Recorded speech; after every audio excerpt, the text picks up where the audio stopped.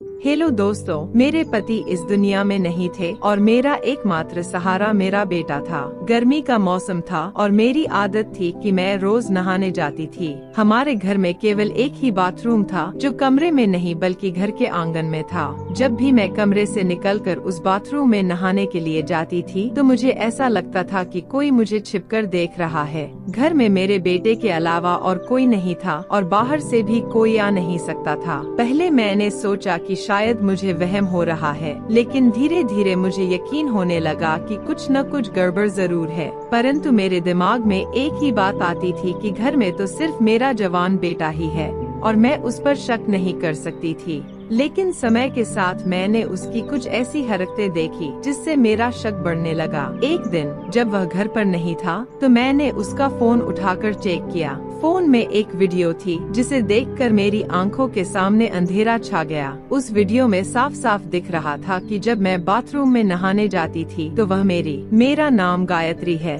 और मेरे जीवन का सफर बहुत ही अनोखा रहा है।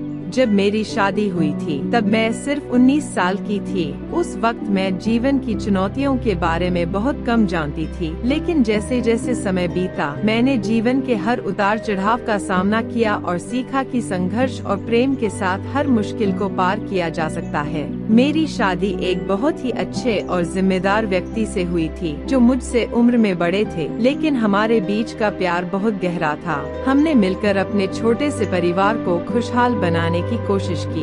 1 साल बाद हमारा बेटा हुआ और मैं मां बन गई। उस समय मैं केवल 20 साल की थी और मेरा बेटा मेरे लिए सबसे बड़ा उपहार था। हमारे बीच का अंतर केवल 16 साल का था, इसलिए हमारे रिश्ते में एक अनोखी मित्रता भी थी। मैं मां थी लेकिन उसके लिए एक दोस्त भी थी।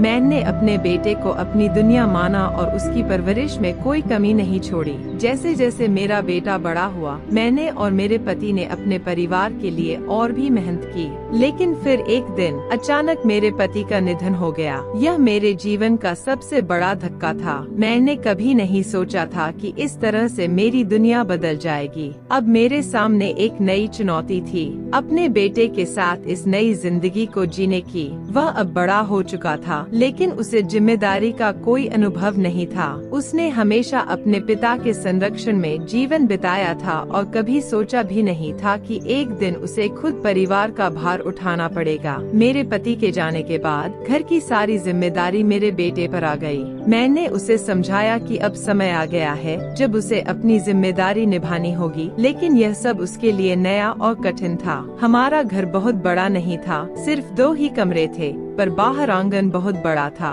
यह घर उस जमाने का बना हुआ था जब घरों में शौचालय नहीं होते थे। बाद में मेरे पति ने घर के एक कोने में एक छोटा सा शौचालय बनवाया था। यह शुक्र है कि घर में शौचालय बन गया था, क्योंकि बाहर जाना बहुत असुविधाजनक लगता था। वैसे भी अब वह जमाना बीत चुका था। मेरी आदत थी कि मैं रोजाना नहाया करती थी, लेकिन जब से मेरे पति इस दुनिया से चले गए तब से नहाने के दौरान मुझे बाथरूम में कुछ अजीब महसूस होने लगा। जैसे ही मैं बाथरूम में जाती मुझे ऐसा लगता था कि कोई अंदर झांक रहा है। एक दिन मुझे ऐसा एहसास हुआ तो मैंने इधर उधर देखा, लेकिन वहाँ कोई नहीं था। मैंने सोचा शायद यह मेरा भ्रम होगा, लेकिन अगले दिन भी वही हुआ। अब मैं इस बात से बहुत परेशान हो गई थी, लेकिन यह ऐसी बात थी कि मैं अपने बेटे रोहन को भी नहीं बता सकती थी। रोहन मेरा जवान बेटा था, बेहद खूबसूरत, लेकिन उसने कभी मेहनत नहीं की थी। अब हालात ने उसे मेहनत करने पर मजबूर कर दिया था और इसी वजह से वह आजकल बहुत चिड़चिड़ा रहने लगा था।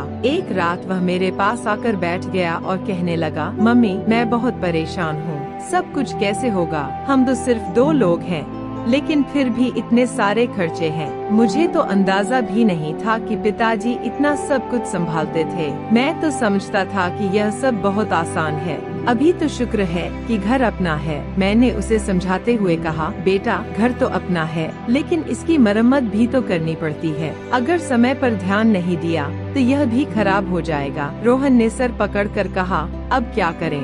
वैसे मेरे पास एक आइडिया है, आप मेरी शादी करा दो और लड़की वालों से कुछ पैसे मांग लो। उन पैसों से हम घर की मरम्मत भी कर लेंगे और कुछ काम धंधा भी शुरू कर लूँगा। जब मैंने उसके मुंह से ये बात सुनी तो मैं हैरान रह गई। मैंने उसे फटकारते हुए कहा, मैंने तुझे कभी ये सब नहीं सिखाया। लड़की वालों से पैसे मांगना कोई अच्छी बात नहीं है। तेरे पिताजी ने मेरे माँ बाप से एक भी रुपया नहीं लिया था और तू इस तरह की बातें कर रहा है। मुझे ये सब कुछ बिल्कुल भी अच्छा नहीं लगता। मैंने तेरी परवरिश इस तरह से नहीं की है कि तू ऐसी बातें करे। किसी की बेटी को अपने घर लाना कोई मामूली बात नहीं होती। वह भी एक जीती जागती इंसान है, उसका ख्याल रखना पड़ता है। तेरे पिताजी बहुत अच्छे इंसान थे और मैं चाहती हूँ कि तू उनसे भी बेहतर बने, लेकिन तू तो अभी से ही लड़की के दहेज पर नजर टिकाए बैठा है। अगर काम करना है तो मेहनत कर, खुद से कुछ कर। मेरे बेटे को मेरी बात बहुत बुरी लगी। जाहिर है उसे बुरा लगना ही था। वह कहने लगा, मम्मी खर्चे बहुत ज्यादा हैं। मैं तो आपसे अपने दिल की बात कर रहा था और आपने तो मुझे इतना लंबा लेक्चर दे दिया। ठीक है, मत करवाओ मेरी शादी। मैंने कहा, तेरी शादी तब तक नहीं करवाऊंगी जब तक तू कोई पक्की नौकरी नहीं कर लेगा। यह सुनकर वह इतना कहकर चला गया। आजकल नौकरी नहीं मिलती, कोई ना कोई जुगाड़ ही करना पड़ता है। मैंने पूछा, यह जुगाड़ क्या होता है? तो वह कहने लगा, जुगाड़ का मतलब है शॉर्टकट से पैसा कमाना। मैंने कहा, ऐसे कभी कुछ हासिल नहीं होता, मेहनत करनी पड़ती है। रोहन के जाने के बाद मैं अकेली बैठी सोचती रही। अब मुझे सिर्फ अपने बेटे की चिंता नहीं थी, बल्कि उस डर और अजीब एहसास की भी थी जो मुझे बाथरूम में होता था। क्या यह सच में मेरा वहम था या फिर कुछ और? मैं इस उलझन में थी कि किसी से बात करूं या नहीं। मैंने सोचा कि अगर मैं रोहन को यह बात बताऊंगी तो वह और भी परेशान हो जाएगा। मेरे पति के जाने के बाद से ही मैं बहुत अकेलापन महसूस करने लगी थी। घर की दीवारें मुझे जैसे घूरती सी लगती थी और हर रात जब मैं बिस्तर पर लेटती थी तो ऐसा लगता था कि मैं उन्हें महसूस कर सकती हूँ। मैंने खुद को समझाने की कोशिश की कि यह सब मेरे मन का भ्रम है, लेकिन फिर भी वह डर मेरे दिल में गहराई तक बैठ गया था। रोहन की चिंता ने मेरी बेचैनी को और भी बढ़ा दिया था।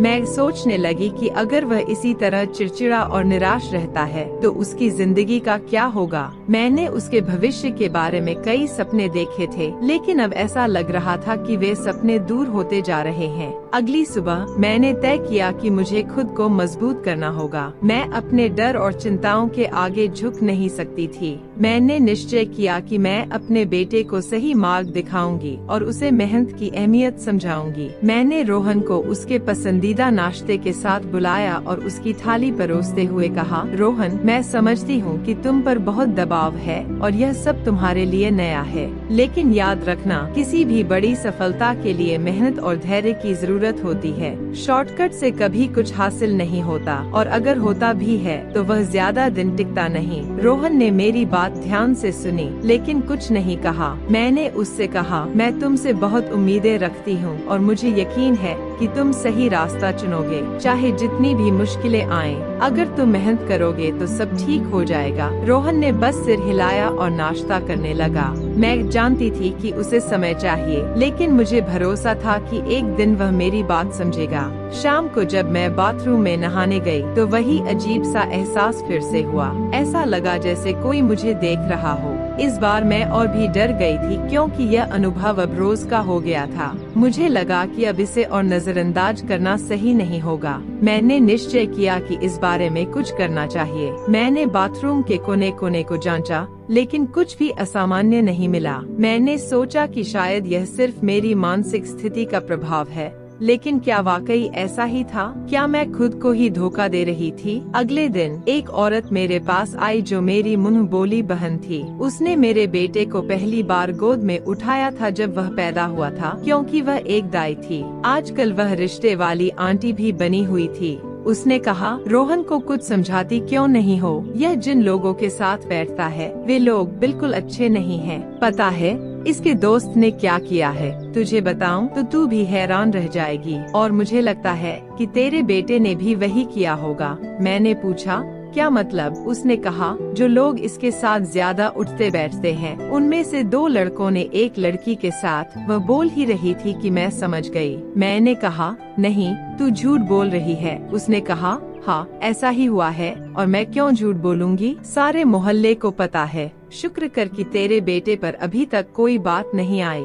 मैंने कहा, मेरा बेटा ऐसा नहीं कर सकता। उसने कहा, यह तो मुझे भी पता है कि रोहन ऐसा नहीं कर सकता, लेकिन जब ऐसे बुरे लोगों के साथ रहेगा तो कल को कुछ ना कुछ जरूर कर गुजरेगा, और अगर नहीं भी किया तो वे लोग उस पर इल्जाम लगाकर बच जाएंगे। वे सब तो बहुत अमीर हैं और हम गरीबों का क्या है। उसकी बात बिल्कुल सही थी। अमीर लोग इस तरह के मामलों से बच जाते हैं और गरीबों को पुलिस पकड़ ले जाती है। शायद इसी वजह से मेरा बेटा ऐसी बातें करने लगा था। वह अक्सर कहता था जुगाड़ कर लूंगा। मैं नहीं समझ पा रही थी कि यह जुगाड़ क्या होता है और उसने ऐसी बातें कहां से सीख ली थी। मुझे यह सब बिल्कुल पसंद नहीं था। एक दिन सुबह सुबह मैं नहाने के लिए बाथरूम में गई। नहाते वक्त मुझे ऐसा महसूस हुआ कि कोई मेरे आसपास खड़ा है। मेरे मुंह पर साबुन लगा हुआ था, इसलिए मैं आंखें नहीं खोल पाई। लेकिन अचानक मुझे किसी की सांसों की आवाज सुनाई दी, जैसे कोई पास ही सांस ले रहा हो। मैं घबरा गई और जल्द से जल्द कपड़े पहनकर बाहर निकल आई।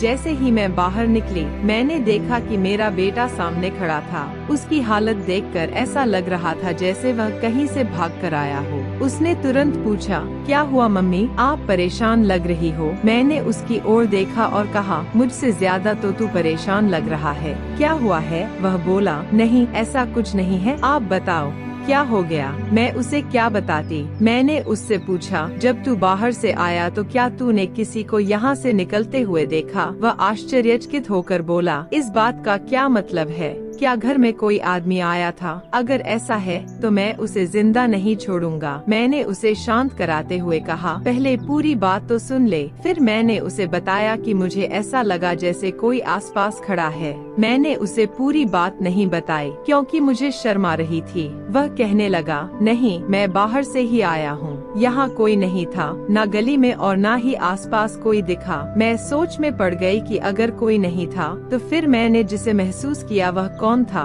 वह कोई भी हो, इतनी जल्दी तो भाग नहीं सकता था। कुछ दिनों बाद ऐसा ही एक और वाकया हुआ। जब मैं बाथरूम से बाहर निकली तो फिर से मेरा बेटा वहीं खड़ा था। यह मेरे लिए बहुत अजीब था कि मुझे बार बार ऐसा क्यों लग रहा था कि कोई मुझे देख रहा है, और फिर हमेशा मेरे बाहर निकलते ही मेरा बेटा सामने खड़ा होता था। इस घर में मेरे बेटे के अलावा और कोई नहीं था, पर क्या मेरा बेटा ऐसा कर सकता था? मेरे मन में यह सवाल तब तक नहीं उठा जब तक मेरी एक दोस्त ने एक कहानी नहीं सुनाई। वह हमेशा कहती थी कि उसे मोहल्ले की हर खबर रहती है। शायद इसी वजह से मेरी शंकाएं और बढ़ गईं। एक दिन मेरे पास आई और कहने लगी, तुझे पता है वह दीप्ति है ना, उसकी 17 साल की बेटी रिया की वीडियो वायरल हो गई है। मैंने पूछा, कैसी वीडियो? तो वह बोली, वही वीडियो जैसी आजकल वायरल हो जाती है और धूम मचा देती है। मैंने कहा, यह तो बहुत बुरी बात है। वीडियो किसने वायरल की? उसने जवाब दिया, अगर तुझे बताओ कि वीडियो किसने वायरल की है तो तू भी पागल हो जाएगी। मैंने जिज्ञासावश कहा, बताओ तो सही। उसने फिर एक ऐसी बात बताई कि मैं सुनकर हैरान रह गई।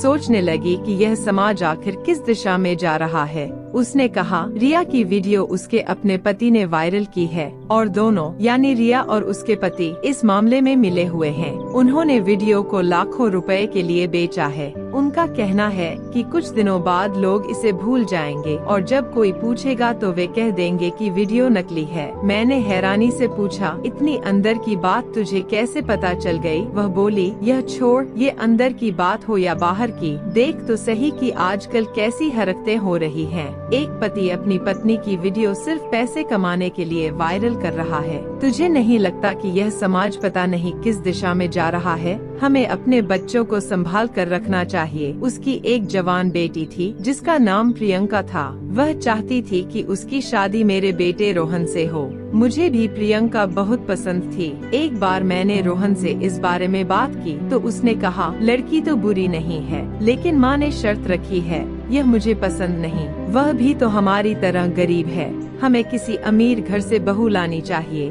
मैं उसे समझाती रहती थी कि ऐसी बातें मत किया कर। गरीबों के घर में गरीबों की बेटियां ही आती हैं। अमीरों की बेटियां गरीबों के घर में गुजारा नहीं कर पाती। मुझे समझ नहीं आ रहा था कि मेरा बेटा इतना लालची कब से हो गया है। उसके दिमाग में ऐसी बातें क्यों आने लगी कि लड़की के साथ पैसा भी आना चाहिए। मैंने उससे कहा, तुम पहले कोई अच्छी नौकरी तलाश कर लो, फिर मैं तुम्हारी शादी प्रियंका से करा दूंगी, लेकिन ज्यादा वक्त नहीं लगा सकते क्योंकि वह भी जवान है और तुम भी।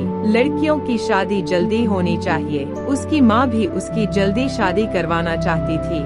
अब तो तेरे पिताजी भी इस दुनिया से चले गए हैं, तो अब तुझे ही सब कुछ देखना है, इसलिए अच्छा है कि कोई नौकरी कर ले। मेरा बेटा कहने लगा कि नौकरी नहीं मिली, लेकिन एक काम मिला है जिसमें बहुत पैसे हैं, पर काम थोड़ा गलत है। मैंने पूछा, क्या मतलब, कौन सा काम है? और तू ऐसे क्यों कह रहा है कि थोड़ा गलत है? गलत तो गलत होता है, थोड़ा गलत क्या होता है? मेरे बेटे ने कहा, मम्मी आपको बताकर मैं पछता रहा हूँ। ऐसी बात नहीं है, बाद में बताऊंगा। और यह कहकर वह कहीं चला गया। मैं सोचती रही कि वह क्या कह रहा था। मेरा दिल बैठ गया, क्योंकि आजकल जिस तरह की हरकतें हो रही हैं, किसी भी जवान लड़के या लड़की को अपनी बातों में फंसाना कोई बड़ी बात नहीं रह गई है। मेरा दिल डूब सा गया था। मैं जानती थी कि इस दुनिया में अच्छे लोग भी हैं, लेकिन बुरे लोग भी कम नहीं हैं, जो अपने स्वार्थ के लिए दूसरों का इस्तेमाल करते हैं। क्या रोहन भी किसी गलत राह पर जा रहा था? उस रात मैंने सोने की कोशिश की, लेकिन मन में बेचैनी बनी रही। रोहन की बातों ने मेरे अंदर एक अजीब सा डर पैदा कर दिया था। मैं समझ रही थी कि रोहन मुझसे बहुत कुछ छिपा रहा है, और यह बात मुझे अंदर ही अंदर खाए जा रही थी। मेरे पति के जाने के बाद से ही मैं खुद को बहुत अकेला महसूस करने लगी थी। रोहन ही मेरा सहारा था, और अब उसी के बारे में मुझे चिंता सताने लगी थी। मैंने उसे बड़े प्यार से पाला था, उसे सिखाया था कि ईमानदारी और मेहनत से ही जीवन में सफलता पाई जा सकती है। लेकिन अब ऐसा लग रहा था कि वह मेरी बातों को भूलकर किसी गलत रास्ते पर चलने की सोच रहा है। अपने पति के जाने के बाद मैंने खुद को बहुत मजबूत बना लिया था, लेकिन अब रोहन के बारे में सोचकर मेरा दिल कमजोर हो जाता था। क्या मैं रोहन को सही रास्ते पर ला पाऊंगी? क्या वह समझ पाएगा कि जीवन में शॉर्टकट नहीं होते और गलत रास्ते पर चलने का परिणाम हमेशा बुरा ही होता है? मैंने अपनी एक दोस्त से सुना था कि उसके पति ने उसकी वीडियो वायरल कर दी थी। इस बात ने मेरे दिल में भी एक डर बैठा दिया था। मैं सोचने लगी कि कोई मेरे साथ भी ऐसा कर सकता है। कोई मुझे बार बार क्यों देखेगा? कहीं ऐसा तो नहीं कि कोई मेरा वीडियो बना रहा हो और मुझे पता ही न हो? यह सोचते ही मेरा दिल बैठ गया। मैंने अपनी पूरी जिंदगी अपने पति के साथ बहुत अच्छे तरीके से बिताई थी। मैं एक शरीफ औरत थी, और अब इस उम्र में अगर मेरे साथ कुछ ऐसा हो जाता तो मैं क्या करती? मेरे जवान बेटे को अगर यह बात पता चल जाती कि यह सब कौन कर रहा है, तो वह शांत नहीं बैठता। वह जज्बाती और जोशीला था, और उसे भी कुछ करना था। यह सब सोचकर मैं बहुत डर जाती थी।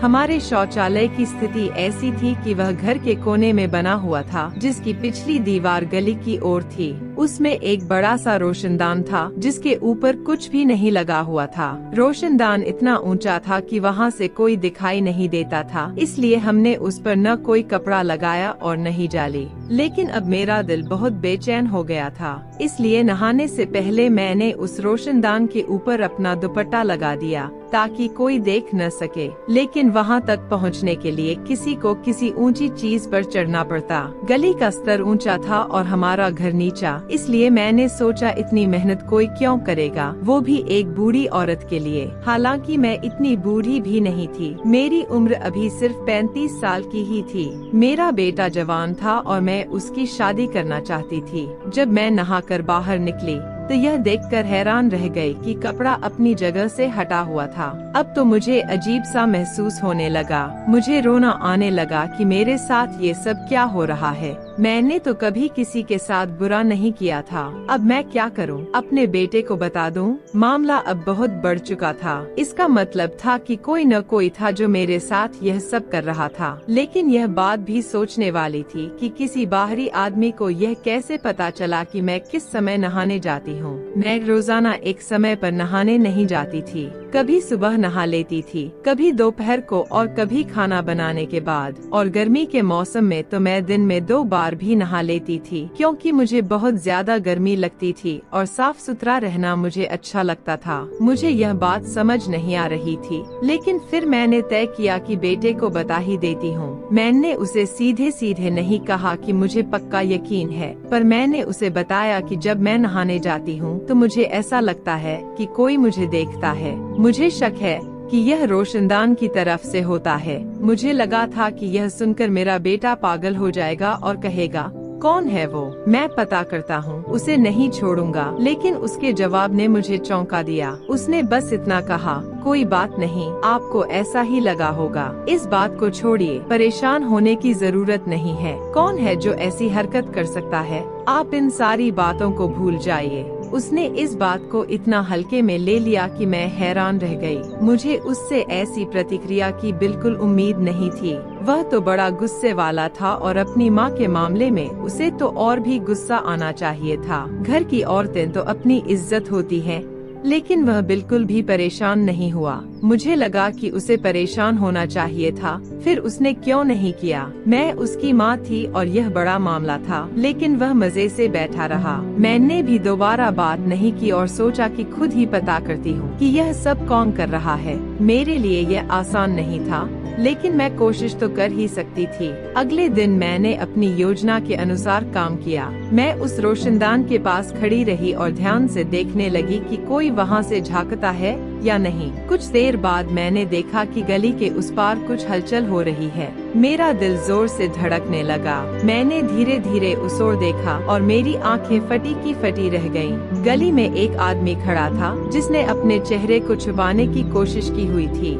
वह धीरे धीरे ऊपर की ओर देख रहा था, जैसे कि रोशनदान से अंदर झांकने की कोशिश कर रहा हो। मेरा दिल जोर से धड़कने लगा और मैंने जल्दी से खुद को छुपा लिया। अब मुझे यकीन हो गया था कि मेरे शक सही थे। कोई ना कोई था जो मेरी हरकतों पर नजर रख रहा था। अगले दिन मैंने अपनी दोस्त से कहा कि मुझे एक कैमरे वाला फोन चाहिए, मैं रिकॉर्डिंग करना चाहती हूँ। उसके पास फोन था पर मेरे पास नहीं। उसने कहा, एक दिन के लिए अपना फोन तुम्हें दे दूंगी, पर पहले मुझे बताओ कि बात क्या है। मैंने कहा था कि अभी नहीं बता सकती, बाद में बता दूंगी। मैं उस फोन को बाथरूम में रखना चाहती थी और रोशनदान की तरफ कैमरे का मुंह करके देखना चाहती थी कि मुझे बाहर से कौन देखता है। मुझे लगा कि मैंने बहुत अच्छा आइडिया सोचा है। इससे बेहतर और कुछ नहीं हो सकता। इससे रिकॉर्डिंग भी हो जाती, वीडियो भी बन जाती और मुझे पता चल जाता कि हरकत कौन कर रहा है। साथ ही मेरे पास सबूत भी आ जाता। मैंने अपनी दोस्त से फोन लिया और उसे ऐसी जगह पर रखा, रोशनदान की तरफ कैमरा कर दिया और रिकॉर्डिंग शुरू कर दी। लेकिन जब रिकॉर्डिंग देखी तो हैरान रह गई, क्योंकि रिकॉर्डिंग ठीक से नहीं हो पाई थी। शायद उसके फोन का कैमरा खराब था। इसके बाद उसने अपना फोन मांग लिया और कहा कि उसे फोन की जरूरत है। वह लोगों की बेटियों के रिश्ते करवाने का काम करती थी, इसलिए मैं बार बार उससे फोन नहीं मांग सकती थी। हमारे पास इतने पैसे भी नहीं थे कि उस जगह को बंद करवा दे या फिर बाथरूम कहीं और बनवा दें। घर के हालात पहले से ही खराब थे। जब मेरे पति का निधन हुआ तो पता चला कि उन पर बहुत सारा कर्ज था। अब वे लोग सामने आ रहे थे और अपने पैसे मांग रहे थे। मेरा बेटा भी कुछ कर नहीं पा रहा था, क्योंकि उसके पास कोई स्थायी काम नहीं था। लोग मुझसे कहते थे कि उसकी शादी करवा दो, दहेज के पैसों से वह कोई बिजनेस शुरू कर लेगा और घर में बहू भी आ जाएगी, जिससे तुम भी अकेली नहीं रहोगी। मेरा बेटा आजकल बहुत परेशान रहता था। एक दिन उसने किसी से फोन पर बात करते हुए कहा, आजकल लोग ऐसी वीडियो से बड़े पैसे कमा रहे हैं, लेकिन ऐसी वीडियो बनाना इतना आसान नहीं है। एक वीडियो की ही तो बात है और अगली वीडियो आते ही लोग पिछली को भूल जाते हैं। मैं उसकी बात सुनकर हैरान रह गई। ये कोई फिल्म या ड्रामा नहीं था, सीधे सीधे बातें हो रही थीं। मुझे समझ नहीं आ रहा था कि कहीं वह वही बात तो नहीं कर रहा था जो मेरे मन में आ रही थी। अगर एक पति पैसे कमाने के लिए अपनी पत्नी की वीडियो वायरल कर सकता है, तो क्या एक बेटा पैसे कमाने के लिए अपनी माँ की वीडियो वायरल नहीं कर सकता? अगर ऐसा नहीं था तो फिर वह ऐसी बातें क्यों कर रहा था? वह अपने पास कोई खास काम नहीं था। कभी कभी वह एक गाड़ियों के शोरूम में काम कर लेता था, जिससे उसे रोजाना के थोड़े बहुत पैसे मिल जाते थे, लेकिन यह कोई स्थायी नौकरी नहीं थी। उसकी बातें सुनकर लग रहा था कि उसके पास बात करने के लिए और कोई विषय नहीं था। जैसे ही उसने फोन रखा मैं उसके पास गई और पूछा, तुम किससे बातें कर रहे थे? कौन सी वीडियो बनाओगे और वायरल करोगे? क्या तुम भी उस आदमी की तरह कुछ करने का सोच रहे हो जिसने अपनी बीवी की वीडियो वायरल कर दी थी? मेरा बेटा यह सुनकर हैरान रह गया। उसने कहा, मम्मी आप कैसी बातें कर रही हो? बात को कहां से कहां जोड़ रही हो? मैं अपने दोस्त से बात कर रहा था, बस वैसे ही बात हो रही थी। मैंने फिर उससे पूछा, तो फिर वह कौन सी वीडियो थी जिसकी बात कर रहे थे? आजकल तो हर तरफ औरतों की ही वीडियो वायरल होती हैं, जिनमें या तो वह डांस कर रही होती हैं या फिर कुछ और कर रही होती हैं। देखो, अगर मुझे पता चला कि तुमने भी कोई गलत हरकत की है तो मैं तुम्हें जेल से भी नहीं छुड़वाऊंगी। उसने गुस्से में जवाब दिया, मम्मी मैं ऐसी कोई हरकत क्यों करूँगा जिसकी वजह से मुझे जेल जाना पड़े? फिर मैंने उसे याद दिलाया, मैंने तुम्हें बताया था कि जब मैं नहाने जाती हूँ तो मुझे ऐसा लगता है कि कोई बाहर खड़ा होकर देख रहा है। तुमने इस बारे में क्या किया? पहले तो वह घबरा गया, फिर कहने लगा, मैंने भी आपको कहा था कि आपको वहम हो रहा है, ऐसा कुछ नहीं है। अब मुझे भी गुस्सा आ गया। मैंने उससे कहा, और अगर ऐसा हुआ तो तुम क्या कर लोगे? क्या उखाड़ लोगे उस आदमी का? तुम्हें शर्म नहीं आती कि एक बार जाकर जांच कर लेते कि ऐसा है या नहीं? किसी से थोड़े पैसे उधार लेकर इस बाथरूम के रोशनदान को बंद करवाने की कोशिश करो। यह रोशनदान इतना बड़ा है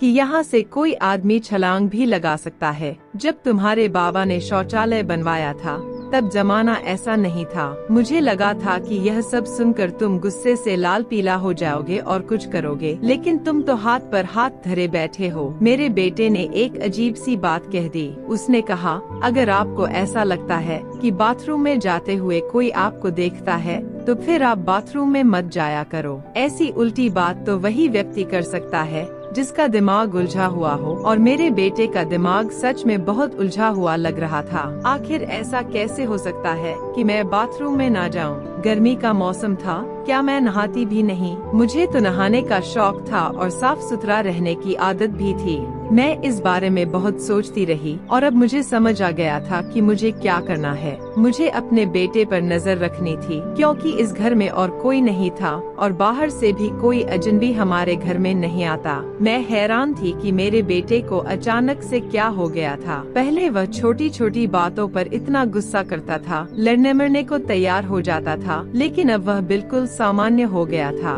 उधर प्रियंका की माँ बार बार कहती थी कि उसकी बेटी मेरे बेटे को पसंद करती है। वह चाहती थी कि मैं उसे कहूँ कि कोई अच्छी नौकरी कर ले ताकि दोनों की सगाई कर दी जाए, लेकिन मैं सोचती थी कि मेरे बेटे को आजकल कुछ समझ ही नहीं आ रहा है कि वह किस दिशा में जा रहा है। लेकिन प्रियंका भी पागल थी जो रोहन से प्यार कर बैठी थी। मुझे लगता था कि अगर वह वाकई उससे प्यार करती थी तो उसे किसी और से शादी नहीं करनी चाहिए थी, चाहे उसे कुछ साल तक इंतजार ही क्यों न करना पड़ता। प्रियंका मेरे दोस्त की इकलौती बेटी थी और अपने घर में सबसे ज्यादा लाडली भी। वह मुझे भी बहुत सुंदर लगती थी।